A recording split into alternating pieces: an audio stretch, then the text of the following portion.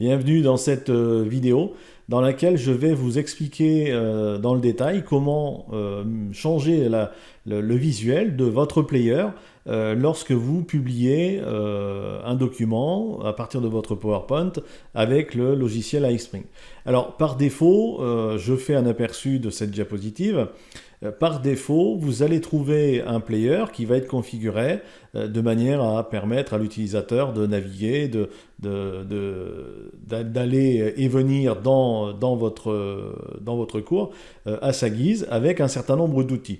Alors j'ai ici, vous voyez, un fond qui est totalement gris, un bord qui est totalement gris, avec des boutons suivants, précédents, ici une timeline, et en haut quelques boutons, enfin quelques emplacements qui me permettent de mettre à disposition de l'utilisateur des ressources, j'ai la possibilité de donner des infos sur le présentateur, ou encore l'outil marqueur qui va me permettre par exemple de tracer lorsque je veux utiliser ce module par exemple en présentiel, pourquoi pas. Alors pour modifier tout ça, c'est relativement facile, vous allez vous diriger sur l'onglet publier qui est ici, et je vais en cliquant sur l'onglet publier ouvrir une nouvelle fenêtre, et cette fenêtre va me permettre en théorie de publier l'ensemble de mon module. La publication n'étant pas le sujet, je vais rester ici sur l'onglet lecteur. Et sur l'onglet lecteur, vous avez ici, en cliquant sur cet onglet, la possibilité déjà d'appliquer quelques modifications. Alors la première modification, c'est de garder le lecteur complet tel que on vient de le voir, ou tout simplement de choisir vidéo lecture. Alors vidéo lecture, ça va vous donner cet aperçu. Vous allez avoir ici à gauche la vidéo soit du présentateur, ou soit une autre vidéo que vous aurez choisi de positionner à cet endroit. Et ici à droite, vous aurez tout simplement la diapositive qui apparaîtra. Vous pouvez encore par défaut décider qu'il n'y aura aucun player, et là vous aurez le format intégré sous forme de diapositive simplement. Maintenant, si vous voulez personnaliser et enlever certains attributs et en garder d'autres ou en modifier d'autres, vous allez simplement ici sélectionner personnaliser. Ça va m'ouvrir une nouvelle fenêtre. Cette fenêtre va être consacrée à la modification du player dans le logiciel iSpring. Alors vous avez ici maintenant, une fois que la fenêtre est ouverte, vous avez la possibilité de modifier le player comme vous le désirez, en allant dans les dispositions de tous les onglets du player, en modifiant la barre du haut, du bas, le plan, les couleurs et les textes. Alors commençons par les modèles. Alors les modèles, vous avez le choix entre plusieurs modèles qui vont du modèle complet. Vous allez avoir la totalité des informations que vous pouvez mettre à disposition des utilisateurs. Vous pouvez avoir le modèle contenu uniquement, c'est-à-dire que là on revient à un modèle où il n'y a que la diapositive avec juste le player qui apparaît légèrement en bord pour cadrer la diapositive. Court avec marque, c'est-à-dire qu'ici vous avez la marque, le logo de l'entreprise que vous pouvez rajouter, avec le plan et la possibilité d'obtenir les notes. Alors les notes ici, lorsque l'utilisateur va cliquer à cet endroit, il aura la possibilité d'accéder aux notes qui sont tout simplement les notes qui sont inscrites dans le commentaire de votre PowerPoint. Soit vous revenez à un cours simple, et là la possibilité pour l'utilisateur, en cliquant ici sur l'onglet plan, d'ouvrir le plan et donc de naviguer comme il le veut dans le plan du cours, ou soit tout simplement d'appuyer sur les boutons précédents et suivants pour obtenir une modification de la diapositive de l'écran sur lequel il se trouve. Ensuite, le choix de formation professionnelle, donc l'info du présentateur, c'est-à-dire que vous avez le nom du présentateur, son pédigré en quelque sorte, le logo de la société, vous retrouvez l'onglet plan, les notes et tout ce qui permet la navigation dans le bas du player. Ensuite, lecture en ligne avec vidéo. Donc ici, vidéo du présentateur qui fait son cours, qui donne son cours, avec le plan qui défile, le plan qui est utilisable, les notes qui sont encore une fois inscrites, donc qui sont les notes de commentaires, donc modifiez-les bien entendu pour qu'il ne reste que les voix off. Ici, je suis dans mon storyboard, donc j'ai les actions qui sont inscrites dedans.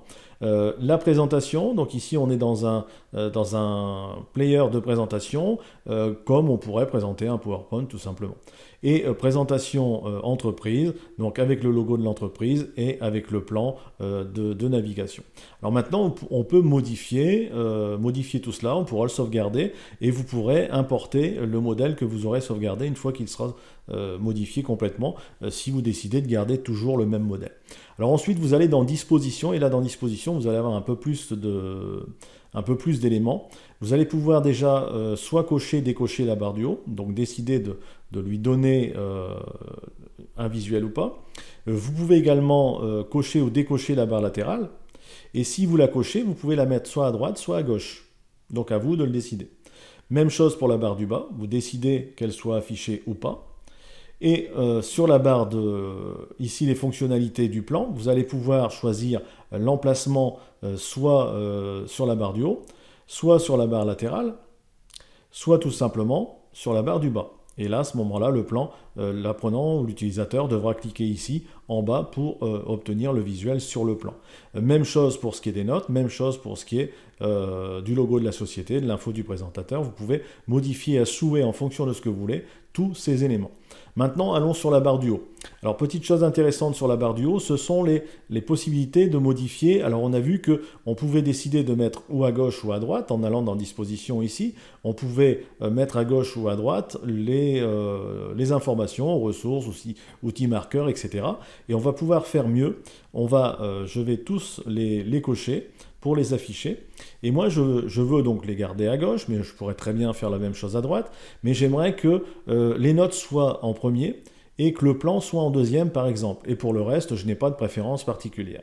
Donc, qu'est-ce que je vais faire? Je vais choisir tout simplement, sélectionner ici les notes. Donc, vous voyez que là, il est en surbrillance. Et avec les flèches qui sont ici, je vais le remonter. Et au fur et à mesure, vous voyez que mon onglet notes se déplace. Je veux que le plan soit en deuxième, je sélectionne mon plan. Même chose, je décale mon plan et j'ai la possibilité de modifier à loisir, comme vraiment je le veux, la position de mes informations. Pour la barre du bas, même chose, je peux sélectionner soit activer la barre de recherche, c'est-à-dire qu'ici, sur la timeline, l'utilisateur pourra bouger le curseur pour se déplacer dans la diapositive ou dans le cours. Ensuite, je peux décider d'avoir des boutons de lecture, pause, bouton relire, etc. Donc ça, encore une fois, en fonction de vos préférences.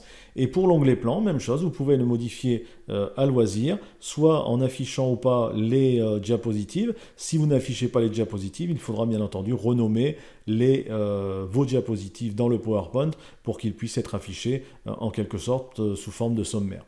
Alors vous pourrez également modifier les couleurs de votre player, par exemple les couleurs de l'arrière-plan de la page. Moi j'aimerais que l'arrière-plan de la page soit de la même couleur que l'arrière-plan de fond de mes diapositives. Donc je vais simplement sélectionner ici le sélecteur de couleurs. Je vais prendre la pipette qui est ici. Avec la pipette qui est ici, je vais sélectionner la couleur et vous voyez que la couleur s'est positionnée. Alors par contre, je ne l'ai pas enregistré. Je vais l'enregistrer, pardon. Donc je recommence, je prends la pipette, je fais OK et là il va le prendre en compte. Et je voudrais que l'arrière-plan de mon lecteur soit également de la même couleur pour que le tout soit uniforme. Et à ce moment-là, je reprends la pipette, je viens sélectionner d'un côté ou de l'autre ma couleur et j'obtiens, vous voyez, une couleur similaire. Maintenant, je veux que ma barre latérale, l'arrière-plan de ma barre latérale, au lieu d'être blanc, soit de la même couleur. Je sélectionne l'onglet de ma barre latérale et je peux comme ça, à loisir, modifier également ma barre du haut, ma barre du bas. Je peux modifier également la couleur de mes boutons puisque j'ai ici les boutons onglets arrière-plan. Par exemple, vous voyez que mon bouton ici est gris et moi je voudrais que mon bouton soit rouge. Je vais simplement modifier la couleur de mon bouton rouge. Je veux qu'au survol, ici au survol, mon bouton devient gris. Moi j'aimerais qu'au survol, il devienne bleu par exemple. Je vais sélectionner la couleur bleue. Et effectivement, ici, vous voyez que mes boutons au survol vont tous passer en couleur bleue. Donc ça, c'est vraiment modifiable à loisir. Ensuite, vous allez sur la partie étiquette de texte. Et dans la partie étiquette de texte, même chose, vous pouvez renommer. Alors, exemple, ici, l'onglet plan, vous ne voulez pas que ça s'appelle plan. Vous choisissez, vous, le message, donc le message qui est vu, et vous renommez, par exemple, voix off ou sommaire. Alors, j'inscris sommaire.